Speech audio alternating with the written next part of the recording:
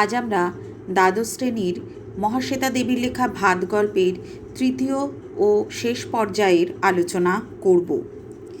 আমরা যতখানি আলোচনা করেছিলাম তাতে আমরা দেখেছিলাম যে উৎসব নাইয়া তার স্ত্রী পুত্র পরিবারকে মাতলার বন্যায় হারিয়ে ভাতের আশায় কিভাবে গ্রাম থেকে শহরে এসেছিল এবং তার গ্রাম সম্পর্কিত বোন বাসিনীর মনিব বাড়িতে ফরমাসের কাজে লেগেছিল, কিন্তু সারাদিন অক্লান্ত পরিশ্রম করার পরেও সে কিন্তু ভাত খেতে পায়নি।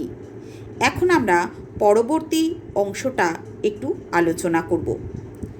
মন্দিরের চাতালে তাস পেটে 3টে ছেলে। তারা বলে বুড়োকে বাঁচিয়ে তুলতে হোম হচ্ছে। ফালতু। কি ফালতু? বেঁচে থেকেও কতদিন জীবন পাবে? 100? যত সব ফালতু। উৎসব চোখ বোঝে। এমন যজ্ঞের পরেও বুড়োকর্তা বেশি দিন বাঁচবে না? কি কাণ্ড! মাতলা নদী যদি সে রাতে পাগল হয়ে মাতাল মাতনে উঠে না আসে, তো উৎসবের বউ, চন্নুনি, ছোট খোকা অনেক দিন বাঁচে। এগুলো উৎসব আসলে মনে মনে চিন্তা করছে মন্দিরের চাতালে শুয়ে শুয়ে। উৎসবের চোখের কোলে জল গড়ায়। ভাত খাবে আজ। সেই আশাতেই প্রেত উৎসব মানুষ হয়ে গেল নাকি? প্রেত মানে অশরীরী, তাই তো? আচ্ছা, আসলে স্ত্রীপুত্রকে হারিয়ে, সমস্ত কিছু হারিয়ে সে যেন এক প্রকার না মানুষ হয়ে গিয়েছিল। প্রাণ থাকতেও সে যেন প্রাণহীন অশরীরীর মতো ঘুরে বেরিয়েছে। আর আজকে ভাত খাবার আশায় সে যেন আবার মানুষ হয়ে উঠেছে। বড় ছেলে ছোট খোকার কথা মনে হতে চোখে জল এলো হঠাৎ। ভাতই সব। অন্ন লক্ষ্মী, অন্ন লক্ষ্মী, অন্নই লক্ষ্মী। ঠাকমা বলতো রন্ন হলো মা লক্ষ্মী। এটা কিন্তু আমাদের প্রশ্ন আসে। অন্নলক্ষ্মী, অন্নলক্ষ্মী, অন্নই লক্ষ্মী লাইনটার ব্যাখ্যা বা আঞ্চলিক ভাষায় উৎসবে ঠাকুমা যেটা বলতেন, রন্ন হলো মা লক্ষ্মী।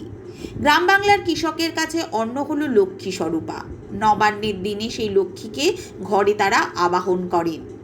উৎসব তার সারা জীবন দিয়ে ভাতকে ঘিরে তার জীবনে যে সংগ্রাম করেছে এবং শেষ পর্যন্ত আমরা তার যে সকল তিক্ত অভিজ্ঞতা দেখলাম, সে অভিজ্ঞতার মধ্য দিয়ে এই যে কথা, তার ঠাকুমার যে উক্তি মা অন্ন হলো মা লক্ষ্মী, সেটা সে রন্ধ্রে রন্ধ্রে উপলব্ধি করেছে। আচ্ছা, এবার আমরা পরের অংশে দেখি। কি হে, কাঁদছো কেন? আমারে শুধোচ্ছেন বাবু? কি আমারে শুধোচ্ছেন বাবু? হ্যাঁ হে। এগুলো ওই মন্দিরের যে ছেলেগুলি তারা উৎসবকে বলছে। আবার থেকে আসতেছি গো বাবু, ঝড় জলে সব নাশ হয়ে। ঘরের মানুষ মানে তার কথা শেষ করতে দেয় না ছেলেগুলি। তাস পেটানো ছেলেগুলি অস্বস্তিতে পড়ে। এই লাইন তুলে কিন্তু ছোট প্রশ্ন আমাদের আসে যে কেন তারা অস্বস্তিতে পড়েছিল। যে শিব মন্দিরে চাতালে বসে উৎসব যখন তার হারানো স্ত্রী পুত্র কন্যার জন্য চোখের জল ফেলতে থাকে, তখন তাস পিটানো ছেলেগুলি মানে তাস খেলছিল সে ছেলেগুলি, তার কারণ জানতে চাইছিল কেন সে কাঁদছে। তখন উৎসব তার দুঃখের কাহিনী যেই শোনাতে যায়, তখন ছেলেগুলোর মধ্যে অস্বস্তি হয়। মানে কোনো সাহায্য তো তারা করতে পারবে না, তারা বিরক্তই হয়। তাদের আনন্দে যেন একটা ভাঁটা আসে, সেই কারণে তারা অস্বস্তিতে পড়েছিল এখানে, তাই বলা হয়েছে। বয়স্ক ছেলেটি বলে, ঠিক আছে ভাই, ঘুম এসো। উৎসব সত্যি সত্যি ঘুমিয়ে পড়ে। ঘুমিয়েই থাকে সে অনেকক্ষণ। অবশেষে কার পায়ের ধাক্কা খেয়ে ঘুম ভাঙে তার। ইস, এ যে সাঁঝবেলা গো, কিন্তু তাকে ঠেলা দিচ্ছে কেন লোকটা? ওঠো ওঠো, কে তুমি? বাবু, আমি। চুরির মতলবে পড়ে আছো? না বাবু, এই বাড়িতে কাজ করতেছিলাম। ওঠো ওঠো। উৎসব উঠে পড়ে। তারপর সে অত্যন্ত ঘাবড়ে যায়। রাস্তায় বেশ কয়েকটি গাড়ি, লোকেদের ছোট ছোট জটলা। কি হয়েছে বাবু? কেউ তার কথার জবাব দেয় না। উৎসব বাড়িতে ঢুকতেই বড় পিসিমার বিলাপ শোনে। তোমার ছোট বেয়ায় কি ডাকাতে সন্ন্যাসী আনলো গো দাদা? যজ্ঞী হলো আর তুমিও মরলে? ও দাদা, তুমি যে বিদেশিতে যাবে তাকে জানতো বলো গো, তোমার যে 98 বছর বেঁচে থাকার কথা গো দাদা। আচ্ছা, তাহলে এগুলো কিন্তু আমাদের একটু ছোট প্রশ্নের জন্য মনে রাখতে হবে যে 82 বছরে বুড়োকর্তার মৃত্যু হয়েছে, কিন্তু সেই বুড়োকর্তার পিসিমার মতে বুড়োকর্তার কিন্তু মৃত্যু হওয়ার কথা, হয়তো তার যে জন্মপত্রিকা সেই অনুযায়ী তার মৃত্যু হওয়ার কথা হচ্ছে 98 বছরে। হ্যাঁ, বড় বাড়ির যে বুড়ো কর্তা তার লিভারে ক্যান্সার ছিল, ক্যান্সারে আক্রান্ত ছিলেন তিনি। ডাক্তাররা তার আরোগ্যের কোনো আশ্বাস দিতে না পারায় বাড়ির লোকরা শেষ পর্যন্ত একজন তান্ত্রিক ডেকে এনে হোমযজ্ঞ শুরু করে যাতে করে তার প্রাণ বাঁচানো যায়। কিন্তু তান্ত্রিক যজ্ঞ শুরু করতেই বড় কর্তার শ্বাস কষ্ট শুরু হয়। 82 বছরের বড় কর্তা মারা যান। বড় পিসিমা বুড়ো কর্তার যিনি বড় কন্যা তার মৃত্যুতে বিলাপ করতে থাকেন। আবার এদিকে সব যাত্রার আয়োজনও চলতে থাকে। বাড়ির মেয়েদের খবর দেওয়া হয়, কীর্তন দলকে ডাকা হয়, সব বহন করার খাট আসে, সঙ্গে খই, ফুল, ধুতি, সব বস্ত্র ইত্যাদি নানা রকম আয়োজন। অবশেষে সব আয়োজন সমাপ্ত করে রাত 1টার পর পেশাদারি দক্ষ যারা সব বাহক তারা বুড়োকর্তার মৃতদেহ নিয়ে প্রায় এক প্রকার আধা দৌড় লাগায়। মানে কোনো রকম শোকের আবহ থাকে না, কোনো রকম শোকের আবহ থাকে না সেক্ষেত্রে। আচ্ছা, এবার আমরা গল্পের পরের অংশটা দেখি যে বাসিনীকে দেখতে পায় না উৎসব, তবে খুব কর্মব্যস্ততা দেখে। কীর্তন না এলে বেরুনো নেই, কে যেন বলে। কীর্তন কি বলছিস বড় খোকা, বোনরা দিদিরা আসুক, বড় পিসিমা বলেন। চন্দন বাটছ কেউ? খাটের টাকা কে নিয়েছে? বাগবাজারে ফোন করেছো? ফর্দটা দেখে দাও দেখি কেউ। খই, ফুল, ধুতি, সব বস্তর উৎসব পাঁচিলের গায়ে সিঁটিয়ে লেপ্টে দাঁড়িয়ে থাকে। কত যে সময় যায়, কত কী যে হতে থাকে। মস্ত খাট আসে, রাতে রাতে বের করতে হবে, কারণ হিন্দু নিয়ম মাফিক যে রাতের মধ্যেই যেন এই মৃতদেহ সৎকার করে দেওয়া হয়, না হলে বিঘ্ন হতে পারে। এটা লোক সংস্কার, মৃতদেহ ফেলে রাখলে দোষ হতে পারে, সেই জন্য রাত্রেই সব দেহ দাহ করার ব্যবস্থা করা হয়। অনেক তোড়জোড় হয়, মেয়েরা বসে কাঁদে। হোমযজ্ঞ করেও বুড়োকর্তার প্রাণটা যে রইল না, তাতে তান্ত্রিককে এতটুকু কুণ্ঠিত হতে দেখা যায় না। তিনি লাইন করে ফেলেন তার। ফলে বড় পিসিমা চেঁচিয়ে বলতে থাকেন, 3 ছেলে হোম ছেড়ে উঠে গেল যে, এসব কাজে বিঘ্নি পড়লে রক্ষে আছে? এসব কাজ মানে এখানে হোম যজ্ঞের কথা বলা হয়েছে, বিঘ্নি অর্থাৎ বিঘ্ন। ওই নার্স যে 3 ছেলেকে ডাক্তারকে কল দিতে মানে ডাকতে বলেছিলেন, তার জন্য তাদের হোম ছেড়ে উঠতে হয়েছিল। তাই তান্ত্রিক পিসিমাকে বোঝায় যে হোমে বিঘ্ন পড়াতে তার হোম সফল হয়নি, তাই বুড়োকর্তার প্রাণও আর রক্ষা হয়নি। এটাও কিন্তু আমাদের ছোট প্রশ্নের জন্য একটু হলেও মনে রাখতে হবে যে এসব কাজে বিঘ্নি পড়লে রক্ষে আছে নাকি, এই কথাটা কেন বলা হয়েছে, কি পরিপ্রেক্ষিতে বলা হয়। এ কথার আলোচনায় খুব সরগরম হয় বাড়ি। শোকের কোনো ব্যাপার থাকে না, বাড়ির উনুনি জ্বলবে না, রাস্তার দোকান থেকে চা আসতে থাকে। অবশেষে রাত 1টার পর বুড়োকর্তা বোম্বাই খাটে শুয়ে নাচতে নাচতে চলে যান। এই যে 1টার পর যান, এটাও কিন্তু আমাদের এমসিকিউ এর ক্ষেত্রে মনে রাখতে হবে। বড় পিসিমা বলেন, বাসি সব্যস্য রান্না পথে ঠেলে দিকে যা, ঘর দৌড় মুক্ত কর, বউরা যাও না, দাঁড়িয়েই বা রইলে কেন? মানে বুড়োকর্তার মৃত্যুর পর সে বাড়ি হয়ে যায় অশৌচ বাড়ি। তাই অশৌচ বাড়ির রান্না করা খাবার হিন্দু শাস্ত্রমতে অশুদ্ধ, তাই জন্য সেটাকে ফেলে দিতে বলেন সেই বাড়ির যিনি সর্বময়ী কর্ত্রী বড় পিসিমা তিনি। এত রান্না যা বহু অভুক্ত মানুষের পেট ভরাতে পারত, কিন্তু সেটা কুসংস্কারবশত বলো বা সংস্কারবশত সেটা যে ফেলে দেওয়ার কথা বলা হচ্ছে। উৎসবের মাথার মধ্যে যে মেঘ চলছিল তা সরে যায়, সে বুঝতে পারে সব ভাত ওরা পথে ফেলে দিতে যাচ্ছে। বাসিনী বলে, ধরো দেখি দাদা, এই যে ধরি। উৎসবের মাথায় এখন বুদ্ধি স্থির। খুব ইম্পর্টেন্ট একটা লাইন, আমাদের মনে রাখতে হবে ছোট প্রশ্নের জন্য। উৎসবের মাথায় এখন বুদ্ধি স্থির কি মানে এতক্ষণ ধরে দোলাচলতার মধ্যে কি করবে কি না করবে সে কিন্তু খুব একটা দিশা পাচ্ছিল না যে তার কি করা উচিত, কারণ যে ভাতের আশায় সে বড় বাড়িতে এসেছিল সেই ভাত সামনে পেয়েও সে খেতে পাবে না, এই কথাটা তারকে যেন একেবারে দিশেহারা করে দিয়েছিল। তাই সে এবার যখন সব রান্না পথে ফেলতে যাবে, বাসিনী, বামুন, চাকর, আরও যারা পরিচারক রয়েছে তারা, তখন উৎসব নিজে মনে মনেই স্থির করে নেয় বুদ্ধি। কি না, সেই বুদ্ধি হলো মোটা ভাতের যে ডেকচিটা দূরে ফেলে আসার নাম করে সে নিয়ে পালাবে। এটাই সে বুদ্ধি করে, সে জানে সে কি করবে। আমাকে দে ভারীটা, মোটা চালের ভাতের বড় ডেকচি নিয়ে সে বলে দূরে ফেলে দে আসি। হ্যাঁ হ্যাঁ, লয়তো কুকুরে ছেটাবে, সকালে কাকে ঠোক দেবে। বামুন বলে, ঠোক মানে ঠোক করে দেবে, মানে নোংরা করবে আর কি। বেরিয়ে এসে উৎসব হনহনিয়ে হাঁটতে থাকে। খানিক হেঁটে সে আধা দৌড় মারে। ভাত, বাদার ভাত, আর তার হাতে এখন পথে ঠেলে দেবে, কাক কুকুরে খাবে। দাদা দাদা, ত্রস্ত বাসিনী প্রায় ছুটে আসে। এটাও কিন্তু আমাদের ছোট প্রশ্ন হিসেবে করতে হবে। বাসিনী উৎসবের অভিপ্রায় বুঝতে পারে, মতলবটা বুঝতে পারে, সে ভীত হয়ে যায়, ত্রস্ত হয়ে যায়, সে এক প্রকার ছুটে এসে উৎসবকে বাধা দিতে যায়। দাদা বলে পিছু ডাকে। অসুচ বাড়ির ভাত খেতে নি দাদা, খেতে নি, তুমিও যে বামুন হয়েছ। অ দাদা, বাগ্যতা করি। বাগ্যতা করি মানে পায়ে ধরি। ও দাদা, বাগ্যতা করি। এই উক্তিটির বক্তা হচ্ছে বাসিনী। আরও একটা জায়গায় বাগ্যতার প্রসঙ্গ এসছে, সেখানে কিন্তু উৎসব বলছে, ও বাসিনী বাগ্যতা করি তোর, এক মুষ্টি চালের জন্য সে বাগ্যতা করি তোর পায়ে ধরি। এর আগেও আমরা এই শব্দটা দেখেছি। তাহলে বাগ্যতা কথাটির অর্থ হচ্ছে পায়ে ধরি। এবার আমরা দেখি, উৎসব ফিরে দাঁড়ায়, তার চোখ এখন বাদার কামটের মতো হিংস্র। খুব ইম্পর্টেন্ট লাইন, তার চোখ এখন বাদার কামটের মতো হিংস্র। দাঁতগুলো বের করে সে কামটের মতোই হিংস্র ভঙ্গি করে। বাসিনী থমকে দাঁড়ায়। দুটো লাইনই তোমরা মনে রাখবে, খুব ইম্পর্টেন্ট লাইন। দুটো লাইন একসাথে আসে না হয়তো, কিন্তু দুটো লাইনের ব্যাখ্যায় মোটামুটি এক।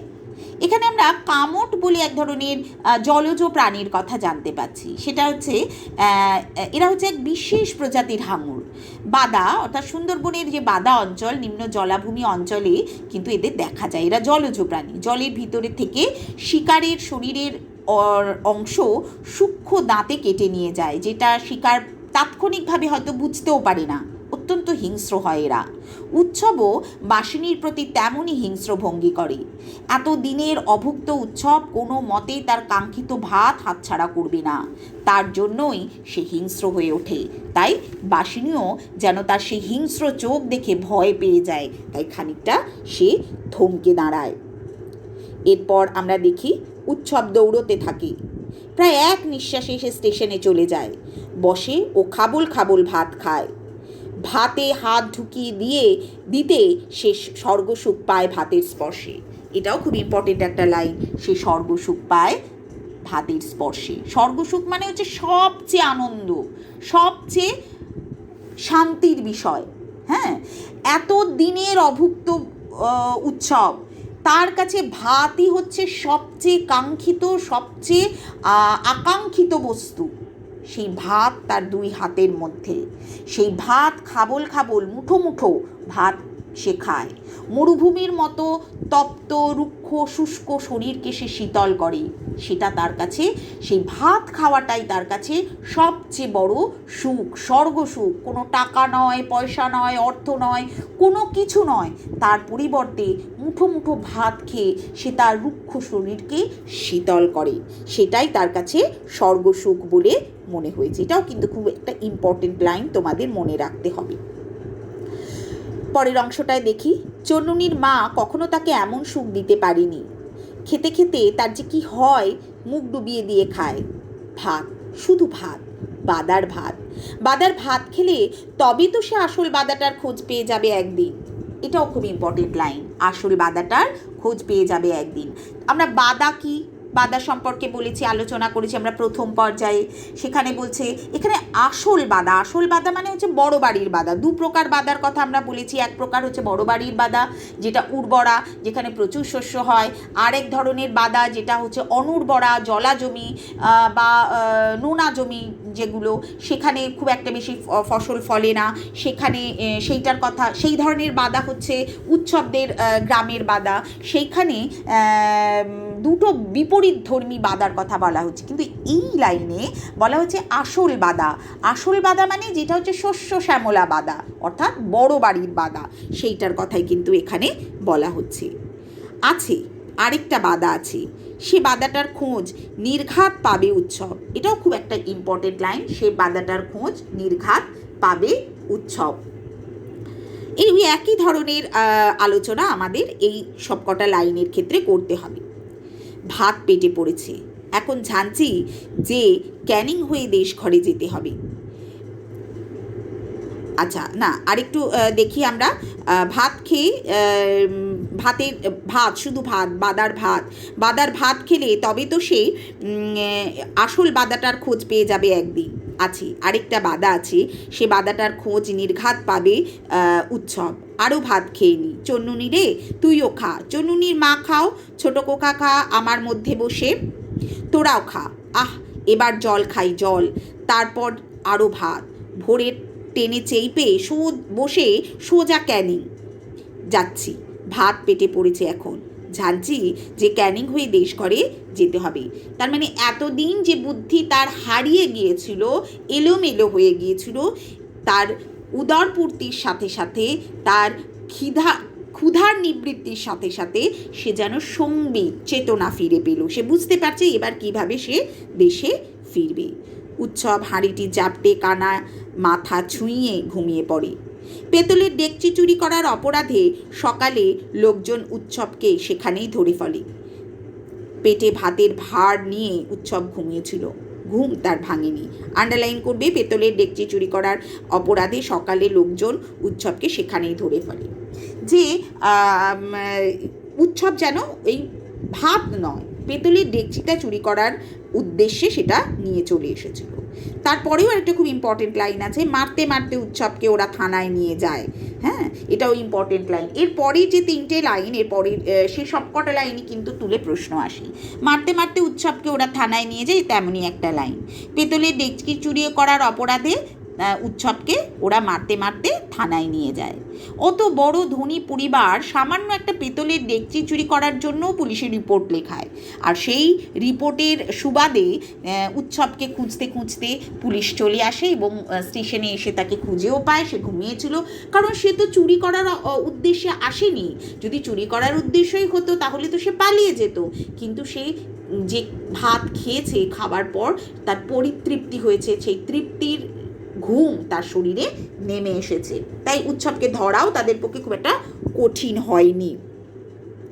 তারপরের লাইনটাও ইম্পর্টেন্ট লাইন, আসল বাদাটার খোঁজ করা হয় না আর উৎসবে, সে বাদাটা বড় বাড়িতে থেকে যায় অচল হয়ে। দুটো লাইনই কিন্তু ইম্পর্টেন্ট, যে কেন এই কথাটা বলা হচ্ছে যে বাদাটা আর উৎসবের পক্ষে আর খোঁজ করা সম্ভব হয়নি কেন, সেটা অচল হয়ে থেকে গেল কেন। অচল হয়ে মানে সেটার আর কোনো পরিবর্তন, কারণ উৎসব বলেছিল যে ভাত খেয়ে সে আসল বাদাটার খোঁজ সে নেবে, তার মতো যারা দেশ গাঁয়ের তার মতো লোকজন আছে তাদেরকেও দেবে, কিন্তু সেটা আর উৎসবের করা হয় না।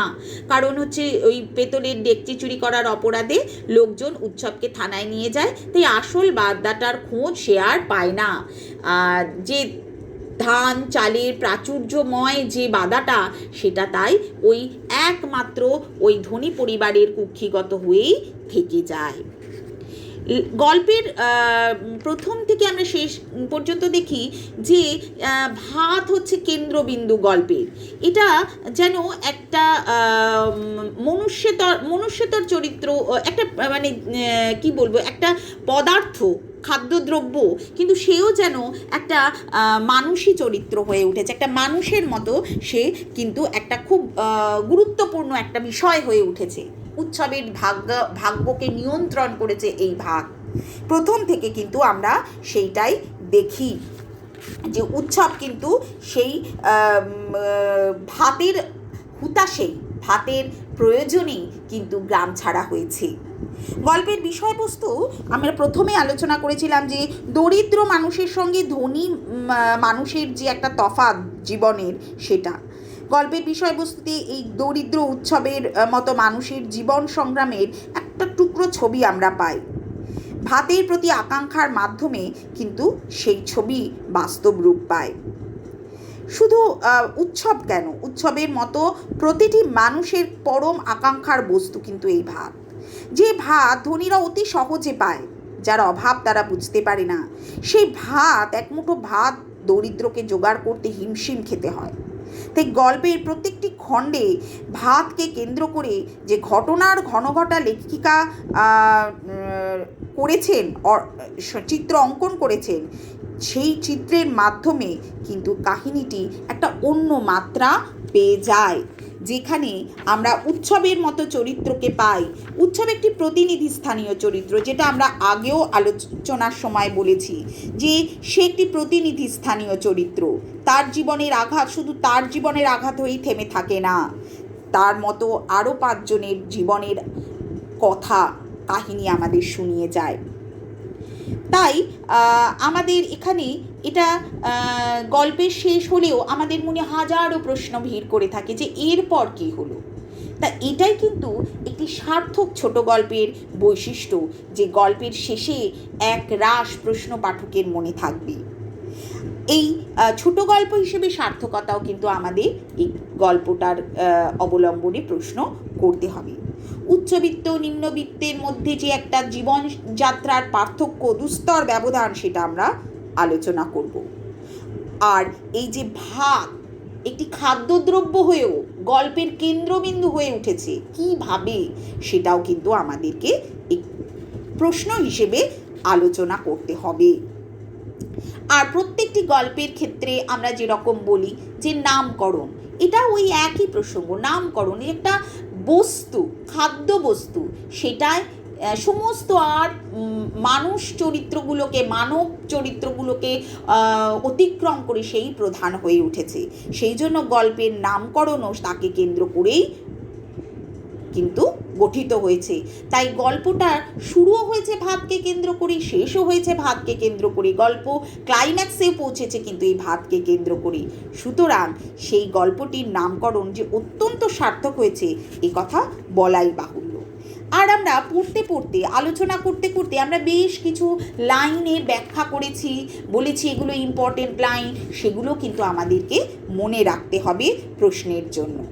তোমাদের সিলেবাসে MCQ, SAQ আর 5 নম্বর এই রকম প্রশ্নের ভাগ থাকে। তোমরা একাদশ শ্রেণীতেও যেরকম করেছো, দ্বাদশ শ্রেণীতেও তার ব্যতিক্রম নয়। তাই তোমরা একটু ভালো করে এই গল্পটা ছুটির মধ্যে পড়বে, তাহলে তোমাদের MCQ, SAQ নিয়েও কোনো চিন্তা থাকবে না। আর আমরা আলোচনা যেভাবে করলাম সেইভাবে লাইনগুলো যদি তোমরা আলোচনা করো, বোঝো, নিজেদের মতো করে একটুখানি পড়ো, তাহলে তোমাদের কোনো সমস্যা হবে না। তাহলে ভাত গল্পটি মহাশ্বেতা দেবীর লেখা আলোচনা আজকে আমরা এখানেই শেষ করলাম।